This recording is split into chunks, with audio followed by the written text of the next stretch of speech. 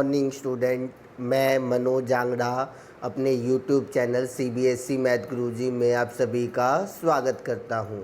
प्यारे बच्चों, 11th class में हमने स्टार्ट किया था चैप्टर 1 सेट्स, जिसका पार्ट 1 हम कर चुके हैं। आज हम करेंगे पार्ट 2। पार्ट 1 में बच्चों हमने पढ़ा था सेट क्या होता है। बेसिकली जो पार्ट 1 था प्योरली वो सेट क्या होता है, उसको कैसे लिखते हैं, उसकी टाइप्स क्या होती है, ठीक है, वो हमने पढ़ा था। आज की क्लास में हम उससे आगे चलेंगे और आज की क्लास करने से पहले प्यारे बच्चों आप पार्ट 1 ज़रूर देखें, तभी आपको आज की क्लास समझ में आएगी, अदरवाइज़ आज आपको दिक्कत होगी।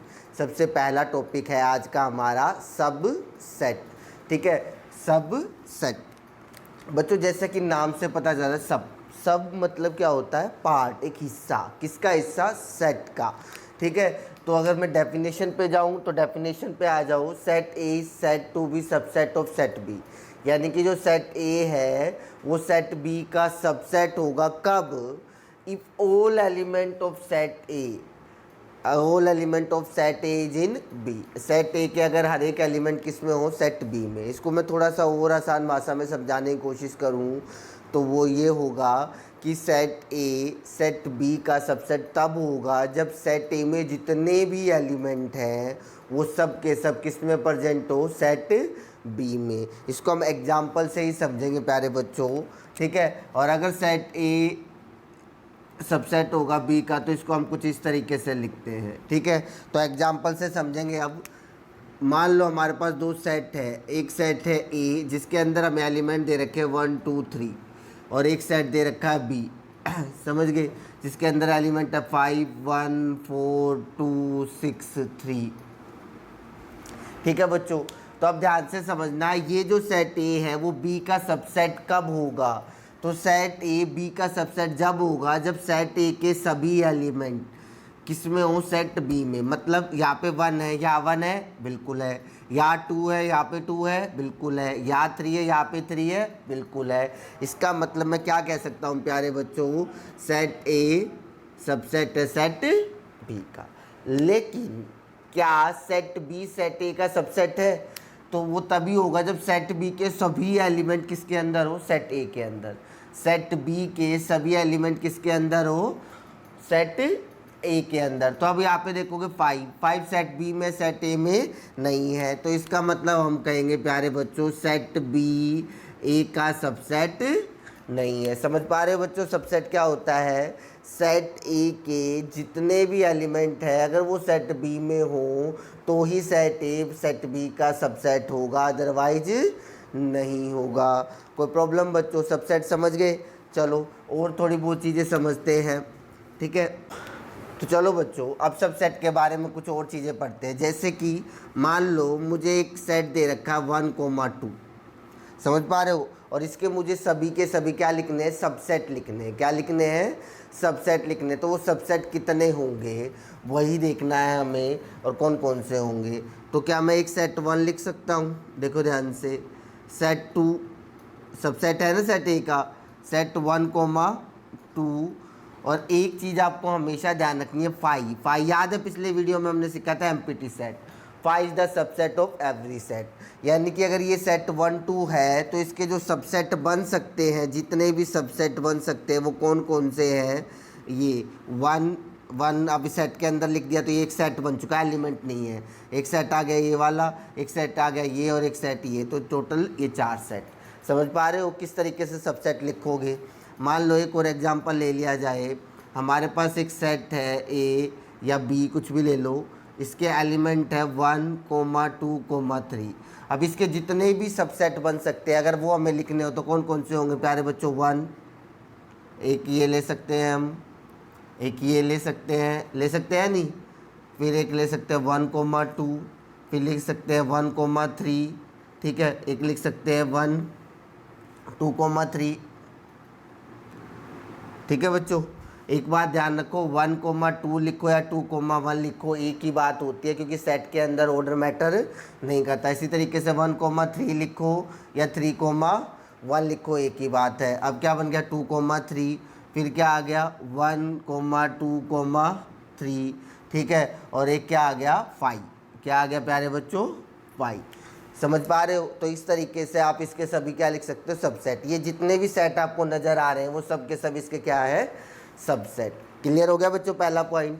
अगर एक सेट के मुझे सबसेट लिखने हो तो मैं किस तरीके से लिखूंगा, ठीक है।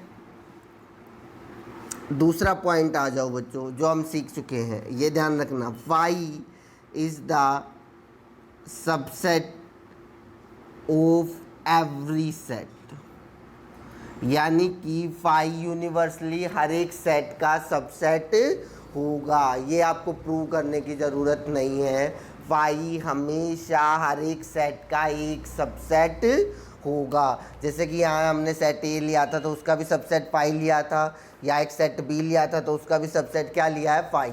तो फाई ध्यान रखना प्यारे बच्चों, हर एक सेट का सबसेट होगा। समझ पा रहे हो बात को? तीसरा point, every set is the subset of itself.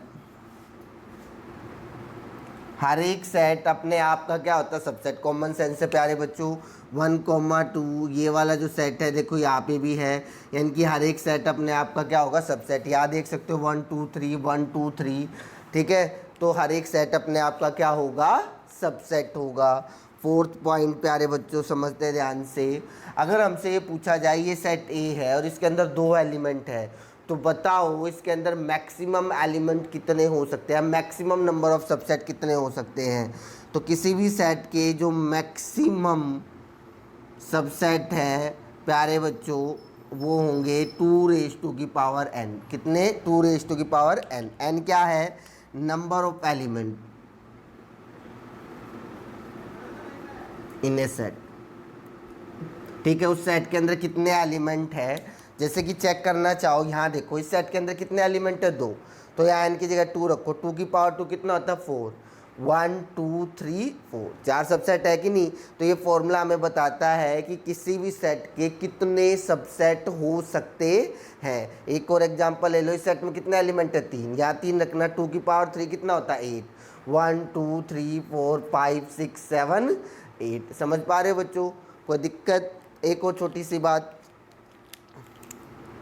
Subset को आप 2 कैटेगरी में कन्वर्ट कर सकते हो। सबसेट 2 तरीके के सेट होते हैं, एक प्रॉपर और एक होता है इम्प्रॉपर, ठीक है। अब ये क्या है, इस सेट ए के जो 4 सबसेट आपको नज़र आ रहे हैं ना प्यारे बच्चों, इस 1,2 यानी कि ये वाला सेट, यानी कि सेट ए को छोड़ के बाकी सारे सेट है ना, ये तो प्रॉपर सबसेट कहलाएंगे। क्या कहलाएंगे, प्रॉपर सबसेट, ठीक है। और ये जो है 1,2 यानी कि जो सेट है खुद, उसे हम क्या कहेंगे, इम्प्रॉपर सबसेट। समझ पा रहे हो बच्चों, सबसेट के बारे में क्लियर हुआ। एक बार फिर से बता दूं, सेट ए सेट बी का सबसेट कब होगा, जब सेट ए के सभी एलिमेंट किसके अंदर हो, सेट बी के अंदर, तभी हम कह सकते हैं सेट ए सेट बी का क्या है, सबसेट। फिर एक सेट ए है जिसमें 1 2 2 एलिमेंट है और उसके सभी सबसेट लिखने हैं, तो एक 1 आ गया, एक 2 आ गया, एक 1,2 और एक 5। समझ पा रहे हो? उसके बाद हमने क्या सीखा, phi the subset of every set. Phi हर एक सेट का सबसेट होगा। फाई किसे कहते हैं, एम्प्टी सेट, फर्स्ट वीडियो में हमने सीखा था, ठीक है। Every set is the subset of itself, हर एक सेट अपना खुद का तो सबसेट होगा ही डेफिनेटली, ठीक है। उसके बाद आता है मैक्सिमम सबसेट, किसी भी सेट के कितने सबसेट हो सकते हैं, वो फॉर्मूला किसके ऊपर है, 2⁻n। n क्या है, नंबर ऑफ एलिमेंट। अगर यहाँ 2 एलिमेंट है प्यारे बच्चों तो 2 रखोगे, 2⁻2 4, 1 2 3 4, 4 सबसेट नज़र आ रहे होंगे आपको। समझ पा रहे हो? सबसेट 2 कैटेगरी में, एक प्रॉपर सबसेट और एक इम्प्रॉपर सबसेट। तो ये यहाँ तक समझ में आया। चले आगे, तो अगला टॉपिक है प्यारे बच्चों हमारा पावर सेट। पावर सेट क्या होता है, the set of all subsets of a set. The set of all subset of a set मतलब किसी भी सेट के मैं जितने भी सबसेट बना सकता हूँ, उन सभी सेट को अगर मैं एक सिंगल सेट में लिख दूँ, उन सभी सेट्स को अगर मैं एक सिंगल सेट में लिख दूँ तो वो क्या कहलाएगा, पावर सेट। एग्जाम्पल के तौर पे समझते हैं प्यारे बच्चों, मान लो मैंने एक सेट ले लिया A4 5, समझ पा रहे बच्चों। अभी आपने थोड़ी देर पहले सीखा था इसके कितने सबसेट और कैसे लिखोगे। तो कौन कौन से होंगे, 4, एक आप ले सकते हो 5, एक क्या ले सकते हो 4,5, और एक 5 is the subset of every set. इन सभी सबसेट का क्या बच्चों, ध्यान से सुनना, इन सभी सबसेट का अगर मैं एक सिंगल सेट बना देता हूँ, उस सिंगल सेट को हम कहते हैं power set of A, represented by P A. समझ पा रहे हो बच्चों बात को? क्या एक सेट के जितने भी सबसेट हो सकते हैं, उन सभी सबसेट का अगर मैं एक सिंगल सेट बना दूं, उस सिंगल सेट को हम क्या कहलाएंगे, पावर सेट ऑफ ए। समझ पा रहे हो बच्चों बात को? कोई दिक्कत? अब बच्चों मैं कई बार कहता आया हूँ आपको, रटना नहीं है, समझना है। अब रटने और समझने में क्या फ़र्क है आपको अगले 1-2 एग्जाम्पल में समझ में आ जाएगा। एक और एग्जाम्पल अगर मैं ले लूँ, मैंने सेट ए ले लिया जो कि पाई है, यानी कि एम्प्टी सेट है, और अब मैं इससे पूछूं कि इसके पावर सेट, क्या इसके पावर सेट में कितने एलिमेंट है, या इसका पावर सेट बताओ। बहुत सारे बच्चे कंफ्यूज हो जाते हैं प्यारे बच्चों, क्योंकि वो सिर्फ रटना जानते हैं। अब ध्यान से देखो बच्चों, यहाँ पे पहले तो मुझे बताओ, अगर ये 5 है तो इसके कितने सबसेट। चलो ये हटाओ, अगर मैं आपसे एक एग्जांपल वैसे पूछ लूँ कि एक सेट सी है जिसके अंदर एक एलिमेंट है 1, समझ पा रहे हो, इसके कितने सबसेट होंगे, तो आपका क्या जवाब होगा, एक तो 1 और एक 5 होगा या नहीं होगा? होगा। इसी तरीके से इस पे आ जाओ प्यारे बच्चों, एक 5 और एक ये। तुम कहोगे सर ये क्या लिख दिया, ये तो एक ही चीज़ है। याद करो प्यारे बच्चों, मैंने एम्प्टी सेट जब कराया था, जब मैंने आपको बताया था एम्प्टी सेट 5 से लिखा जाता है, और 5 दो तरीके से, या तो ऐसे लिखो या ऐसे लिखो। लेकिन अगर आपने ऐसे लिख दिया, अगर आपने ऐसे लिख दिया तो इसका मतलब 5 क्या एक एलिमेंट है। तो प्यारे बच्चों ध्यान से देखो, यहाँ ये 2 बार क्यों लिखा गया, एक तो 5, ठीक है, क्यों, 5 is the subset of every set. समझ पा रहे हो, 5 is the subset of every set. और फिर ये एक जो 5 आ गया एलिमेंट, एज एन एलिमेंट, जो कि जहाँ पे यहाँ पे देखोगे 1, every set is the subset of itself, और एक 5 is the subset of every set. और फिर इन दोनों को एक सेट में लिखेंगे तो पावर सेट ऑफ ए के अंदर 2 एलिमेंट होंगे। कई बच्चे सिर्फ एक एलिमेंट लिख देते हैं। तो प्यारे बच्चों रटना नहीं है, चीज़ों को समझना है। और एक और बात पहले ही बता चुका हूँ, दोबारा बता चुका हूँ, ये जो 5 सेट के अंदर जब दूसरे सेट आ जाते हैं ना, वो एलिमेंट होते हैं। क्या होते हैं? एलिमेंट। ये जो सब के सब अब आपको नज़र आ रहे हैं ना, ये सेट नहीं है, अब क्या है, ये एलिमेंट्स। याद रखना क्या है, ये एलिमेंट। क्योंकि जब मैंने पहली वीडियो कराई थी तो वहाँ पे सिखाया था सेट के अंदर जो दूसरा सेट होता है वो क्या होता है, एलिमेंट। तो इस तरीके के एग्जाम्पल ध्यान रखना। फिर से समझ लो, ये 2 क्यों आए, एक आपने पिछले अभी मैंने सबसेट सिखाया था, वहाँ 2 पॉइंट लिखवाए थे, every set is the subset of itself, समझ पा रहे हो।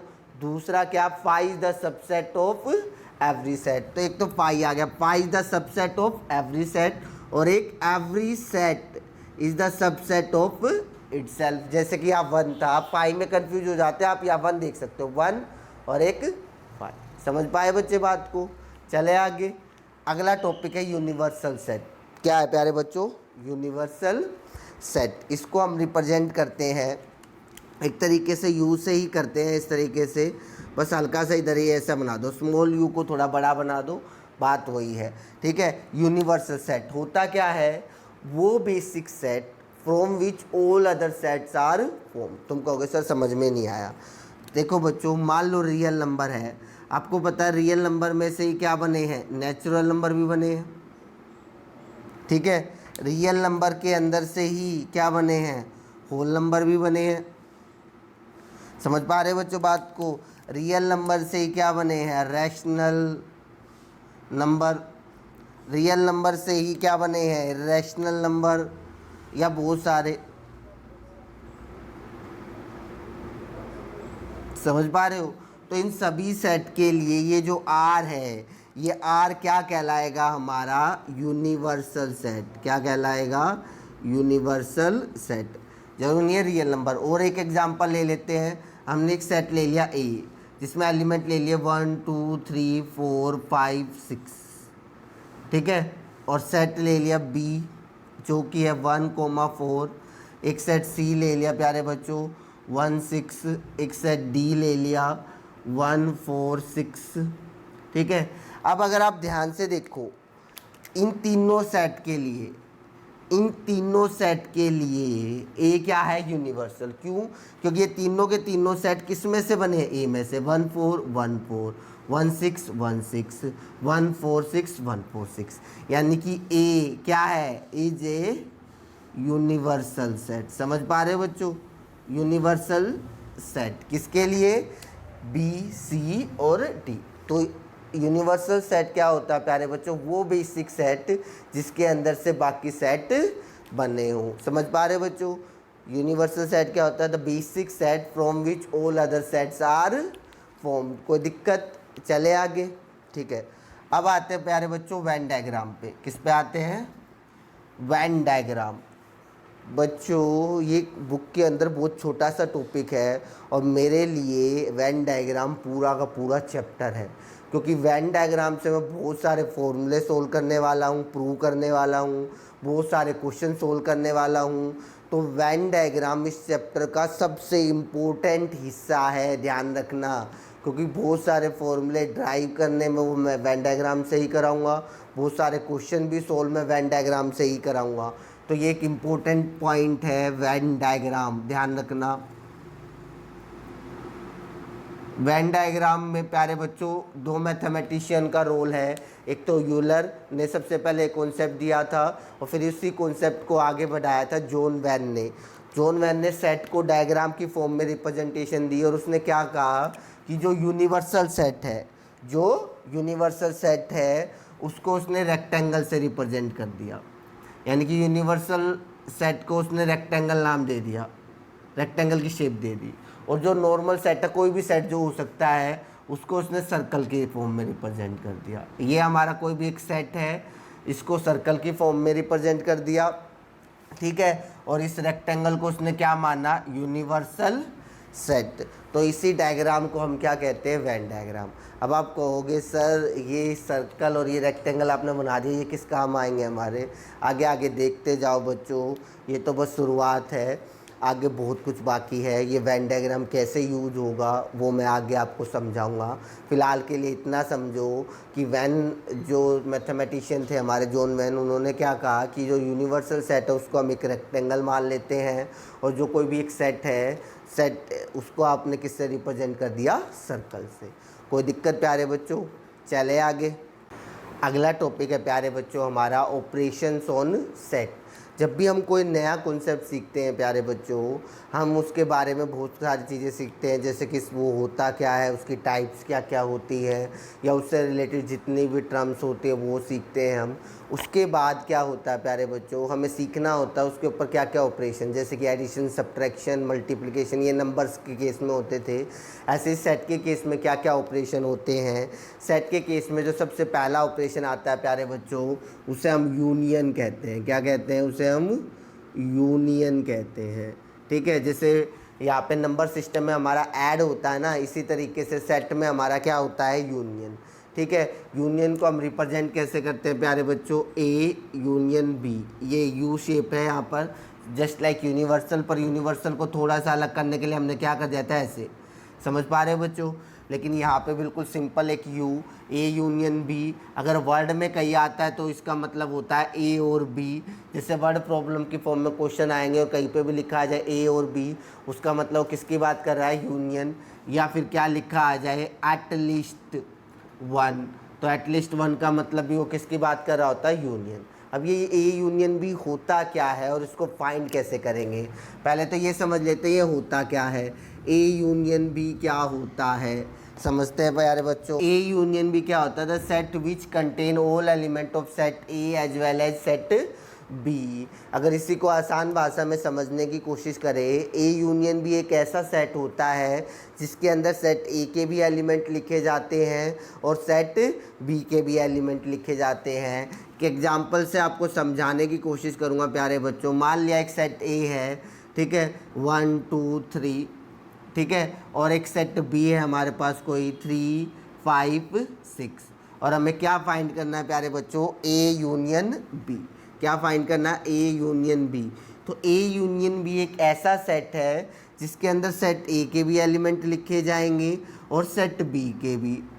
ठीक है, अब यहाँ पे 3 2 बार था लेकिन मैंने एक बार लिखा, क्यों? क्योंकि हम पहली वीडियो में ही सीख चुके हैं सेट के अंदर एलिमेंट रिपीट नहीं होते, सेट के अंदर एलिमेंट रिपीट नहीं होते। समझ पा रहे बच्चे? तो ए यूनियन भी एक ऐसा सेट है जिसके अंदर सेट ए के भी एलिमेंट लिखे जाएंगे और सेट बी के भी लिखे जाएंगे। कोई प्रॉब्लम? ये डेफिनेशन तो आपको समझने के लिए होगी। टेक्निकली अगर हमें ए यूनियन भी लिखना हो कि ए यूनियन भी होता क्या है, तो ए यूनियन भी क्या होता है बच्चों, एक सेट होता है इसमें जिसके अंदर x बिलोंग्स टू ए और x बिलोंग्स टू बी। ठीक है, टेक्निकल हम ए यूनियन बी को ये लिखते हैं कि ए यूनियन बी में वो सभी x होंगे जो या तो ए से बिलोंग करें या बी, यानी कि इसका इनडायरेक्ट मीनिंग वही हो गया कि ए यूनियन बी एक ऐसा सेट है जिसके अंदर सेट ए के भी एलिमेंट लिखे जाते हैं और सेट बी। अब बात आ जाए वेन डायग्राम में ए यूनियन बी कौन सा हिस्सा होता है और उसे क्या रिप्रेजेंट किया जाता है। बहुत ज़रूरी हिस्सा, क्योंकि आगे जाके इसके बिना सब अधूरा है। प्यारे बच्चों, थोड़ी देर पहले ही समझाया था कि वेन डायग्राम में यूनिवर्सल सेट को क्या मानते हैं? रेक्टेंगल। ठीक है प्यारे बच्चों, अब हमने 2 सेट मान लिए, एक सेट ए मान लिया और एक सेट बी। अब कई बच्चों के मन में डाउट है कि सर आपने ये जो 2 सर्कल लिए हैं ये ऐसे भी तो हो सकते थे। बिल्कुल हो सकते थे। या फिर आपने जो ये 2 सर्कल लिए हैं वो ऐसे भी हो सकते थे। बिल्कुल हो सकते थे। प्यारे बच्चों, ये तीनों ही केस को मैं आपको समझा देता हूँ। ऐसा तब होगा जब इन दोनों के अंदर कोई भी कॉमन एलिमेंट नहीं होगा। लेकिन यहाँ देखो 3 है, जैसे इसके अंदर कोई ना कोई कॉमन एलिमेंट है, तो इसलिए ये वाला हिस्सा नहीं बनेगा। ये तब होगा जब एक सेट दूसरे के अंदर आ जाए, यानी कि ये कंप्लीट सेट इसके अंदर आ जाए। तो फिलहाल हम एक जनरल फॉर्म की बात करेंगे जिसमें हम हमेशा ऐसे बनाएंगे। ठीक है प्यारे बच्चों, तो ये हो गया एक सेट ए था उसको इस वाले सर्कल से रिप्रेजेंट कर दिया, सेट बी को इस वाले सर्कल से। समझ पा रहे हो बात को? अब मैं क्या करता हूँ प्यारे बच्चों, ए की जो बाउंड्री यानी कि ए का हिस्सा उसको रेड से मार्क कर देता हूँ। यानी कि जो रेड से मार्क किया गया है ना, ये पूरा वो हिस्सा है जो ए के अंडर आता है। अब मैं ब्लू से मार्क करता हूँ कौन सा हिस्सा जो बी के अंदर आता है। अब ए यूनियन बी क्या है प्यारे बच्चों, यहाँ पे मैंने बताया था जिसके अंदर सेट ए भी आता है और सेट बी भी आता है। यानी कि इस फिगर के अंदर वो हिस्सा देखो बच्चों, हर एक वो हिस्सा आएगा जहाँ पे ए का भी हिस्सा है और बी का भी। तो अगर मैं बात करूँ इस पूरे फिगर के अंदर ए वाले रेड वाला कलर भी यूज होगा बी, तो ये पूरा का पूरा जो कंप्लीट हिस्सा है यही हमारा क्या कहलाता है? A union B. यानी कि अगर आप वेन डायग्राम की बात करोगे तो इन सर्कल के अंदर का जो भी कंप्लीट हिस्सा है वो हमारा क्या होगा? ए यूनियन बी। रेड वाला जो हिस्सा है वो ए का है, ब्लू वाला हिस्सा जो बी का है, और इस सर्कल के अंदर का पूरा हिस्सा वो क्या कहलाएगा? A union B. क्योंकि ए यूनियन बी के अंदर ए के भी एलिमेंट आते हैं और बी। देख लो ध्यान से। तो वेन डायग्राम में हम ए यूनियन बी को इस तरीके से रिप्रेजेंट करेंगे। कोई दिक्कत प्यारे बच्चों? यूनियन समझ में आया? देखो बच्चों, फर्स्ट वीडियो कराते वक्त भी कहा था, फिर कह रहा हूँ, ये चैप्टर मुश्किल नहीं है, लेकिन ये आपके लिए नया है, आप इसके यूज टू नहीं हैं, तो इसीलिए आपको क्या करना पड़ेगा, यहाँ थोड़ा सा टाइम स्पेंड करना पड़ेगा। और पूरी वीडियो को एक साथ ना देखे, थोड़ा सा हिस्सा देखे फिर आगे बढ़े, और कॉपी पेन लेके बैठा करो साथ में, ताकि जब जो थोड़ा सा 5-10 मिनट में आपने पढ़ा उसको कॉपी में लिख पाओ और समझ पाओ कि क्या कराया, उसके बाद आगे पढ़ो। लेकिन फिर भी कोई दिक्कत आती है तो आप नीचे कमेंट करके मुझे बता सकते हो। ठीक है बच्चों, चले आगे। तो पहला ऑपरेशन आपको समझ में आ गया होगा प्यारे बच्चों। दूसरा ऑपरेशन है इंटरसेक्शन। मैथमेटिकली इंटरसेक्शन को हम इस तरीके से लिखेंगे बच्चों, ए, और अभी जो हमने यू बनाया था उसको उल्टा ऐसे, ए इंटरसेक्शन बी। और अगर वर्ड प्रॉब्लम में कभी भी आएगा तो लिखा आएगा ए एंड बी। क्या लिखा आएगा? ए एंड बी, या फिर बोथ ए एंड बी। इन तीनों ही चीज़ों का मतलब है वो किसकी बात कर रहा है? A intersection B. ठीक है, अब बात करते हैं ए इंटरसेक्शन बी होता क्या है।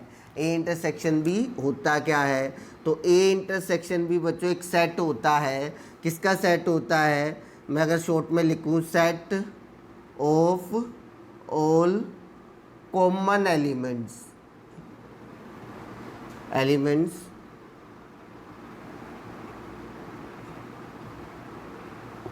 यानी कि ए इंटरसेक्शन बी एक सेट होता है बच्चों किसका, common element of set A and B. Definition से आपको थोड़ा कम समझ में आ रहा होगा, एग्जाम्पल से समझाता हूँ, बिल्कुल प्यार से समझ में आएगा। अगर मान लो आपने सेट ए लिया कोई 1,2, ठीक है, या ,4 भी ले लिया, और एक सेट बी आपने कोई ले लिया प्यारे बच्चों 2,5, 6, 4, इस तरीके से। तो ए इंटरसेक्शन बी क्या होता है, ध्यान से बच्चों, ए इंटरसेक्शन भी क्या होता है, set of all common element, ठीक है। कॉमन एलिमेंट किसके, ए और बी में जो कॉमन एलिमेंट है वो लिखने हैं। अगर आप सेट और ए और बी को ध्यान से देखो तो इन दोनों में कॉमन कौन है, इसमें 2 है, इसमें भी 2 है, इसमें 4 है, इसमें भी 4 है। तो जो ये 2,4 आया प्यारे बच्चों 2,4, यही हमारा क्या कहलाएगा, ए इंटरसेक्शन बी। क्या कहलाएगा, ए इंटरसेक्शन बी। अब कुछ खुराफाती बच्चे होते हैं वो कहते हैं सर कुछ कॉमन ही ना हो, तो एक और एग्जांपल ले लेते हैं। ये 2 सेट ले लिए बच्चों ए और बी। अब ध्यान से देखो, अगर यहाँ ए इंटरसेक्शन बी की बात की जाए तो कॉमन एलिमेंट क्या बताने, कॉमन एलिमेंट या 1 है वहाँ नहीं है, या 5 है वहाँ नहीं है, या 6 है वहाँ नहीं है। तो यहाँ पे कोई कॉमन एलिमेंट ही नहीं है प्यारे बच्चों। तो जब यहाँ कोई कॉमन एलिमेंट ही नहीं है तो उस केस में यहाँ 0 मत लिख देना। आपको याद होगा प्यारे बच्चों, ये एक सेट तो है, अब इस सेट के अंदर कोई एलिमेंट नहीं है, तो यानी कि आप इसको कुछ किस तरीके से लिखोगे, ऐसे लिखोगे ना, कोई एलिमेंट ही नहीं है तो क्या लिखोगे, या फिर इसको क्या लिखोगे प्यारे बच्चों, फाई। क्योंकि आपको याद होगा एक ऐसा सेट जिसके अंदर कोई भी एलिमेंट ना हो उसे हम क्या कहते हैं, एम्प्टी सेट कहते हैं प्यारे बच्चों। इसमें ये तो याद रखना ही रखना है, एक चीज़ और याद रखना बच्चों, एन ए इंटरसेक्शन बी। याद है पहली वीडियो में बताया था एन का मतलब क्या है, नंबर ऑफ एलिमेंट, किसके अंदर, ए इंटरसेक्शन बी। तो अगर इस सिचुएशन है तो इस केस में नंबर ऑफ एलिमेंट क्या होंगे, 0। ध्यान रखना, नंबर ऑफ एलिमेंट कब 0 होंगे, जब ये दोनों क्या होंगे, पाई। और ऐसे सेट को प्यारे बच्चों, ऐसे सेट को प्यारे बच्चों हम कहते हैं डिसजॉइंट सेट। क्या कहते हैं, डिसजॉइंट सेट। कौन से सेट, जिनके अंदर कोई भी कॉमन एलिमेंट ना हो, ऐसे सेट को हम क्या कहते हैं, डिसजॉइंट सेट कहते हैं। समझ पा रहे हो बात को। अब आ जाओ प्यारे बच्चों वेन डायग्राम के ऊपर। अब अभी मैंने आपको सिखाया था वेन डायग्राम में क्या होता है, रेक्टेंगल को हम कुछ यूनिवर्सल सेट से रिप्रेजेंट करते हैं, यू, ठीक है। और 2 सर्कल ले लिए मैंने ए बी, ए सेट ए को रिप्रेजेंट कर रहा है और बी वाला सर्कल किस, एक को मैंने ब्लू वाले मार्कर से ले लिया प्यारे बच्चों, ए के हिस्से को, और बी वाले को फिर से रेड ले लिया। समझ पा रहे हो। तो अब समझो पहले तो ए इंटरसेक्शन भी होता क्या है, ए इंटरसेक्शन भी होता कॉमन एलिमेंट, कॉमन, यानी कि वेन डायग्राम की बात करोगे तो वो हिस्सा जो कॉमन है। तो ध्यान से देखो इन दोनों सर्कल के अंदर अगर आप बात करो तो मेरे हिसाब से ये वाला हिस्सा ये ऐसा है जिसके अंदर रेड मार्कर भी है, ब्लू मार्कर भी। इसका मतलब ये जो हिस्सा है वेन डायग्राम के अंदर ये किसको रिप्रेजेंट करता है, ए इंटरसेक्शन बी। सर्कल के अंदर का कंप्लीट हिस्सा यूनिवर्सल कहलाता है और ये कॉमन पोर्शन क्या कहलाता है, इंटरसेक्शन, ठीक है। इसी तरीके से अगर डिसजॉइंट सेट होंगे प्यारे बच्चों, मान लो ये एक सर्कल ये दूसरा सर्कल, तो इसके अंदर तो कोई कॉमन पोर्शन ही नहीं है, और कोई कॉमन पोर्शन नहीं है तो इसका मतलब इसका इंटरसेक्शन भी नहीं है। समझ पा रहे हो। ऐसे सेट को जिसके अंदर अगर मैं ए इसको कहूँ और इसको बी कहूँ, तो ये जो ए और बी सेट है ना, ये सेट हमारे क्या कहलाते हैं, डिसजॉइंट सेट कहलाते हैं। समझ पा रहे हो बच्चों।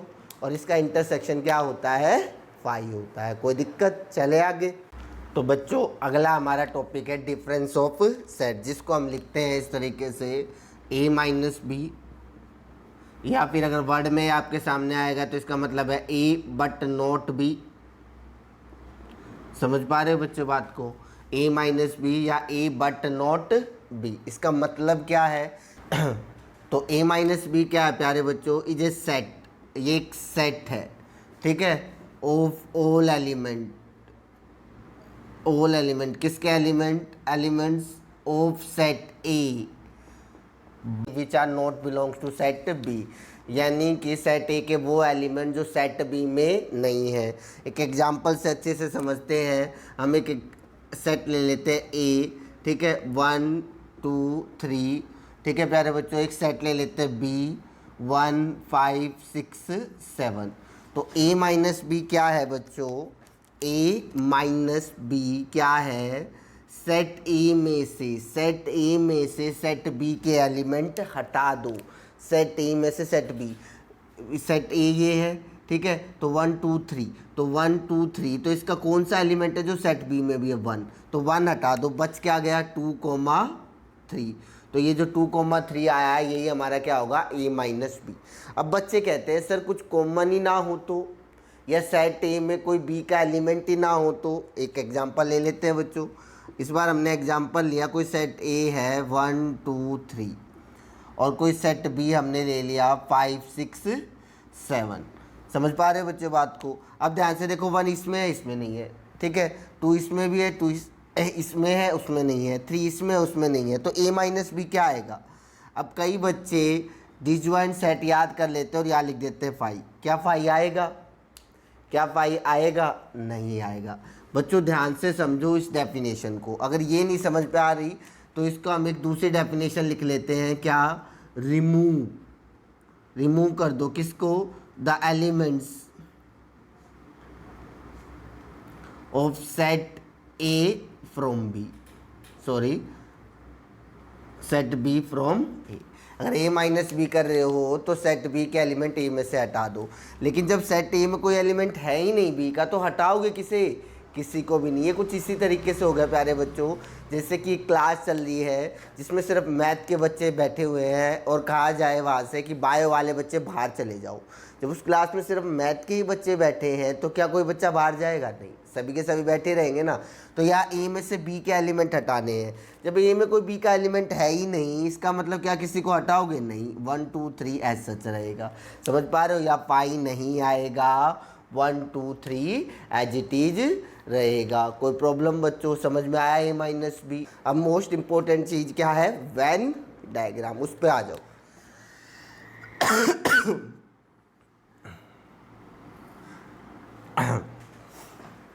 जैसा कि आपको पता है यूनिवर्सल सेट को हम किससे रिप्रेजेंट करते हैं? रेक्टेंगल से। तो सेट ए हमने ले लिया ये, सेट बी ले लिया हमने ये। समझ पा रहे हो? तो ध्यान से देखो, हमने क्या किया? ए में से बी के एलिमेंट हटाए, ठीक है, यानी कि ए में से बी, यानी कि ए माइनस बी जो आया उसमें वो एलिमेंट है जो सिर्फ और सिर्फ सेट ए में बिलोंग करते थे।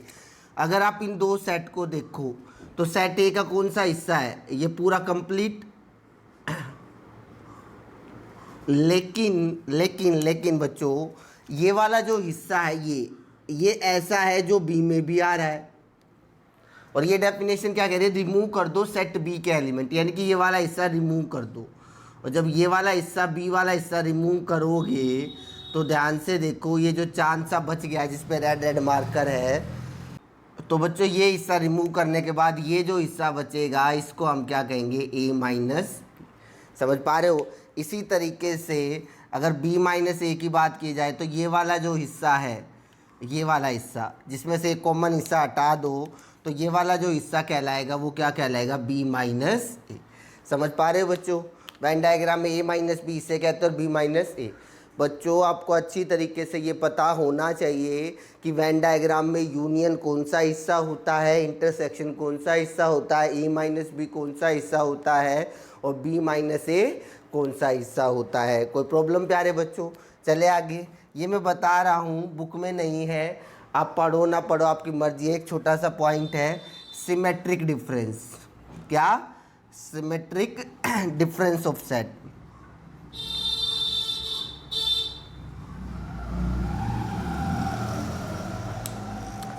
ज़्यादा डिटेल में हम बात नहीं करेंगे। Symmetric distance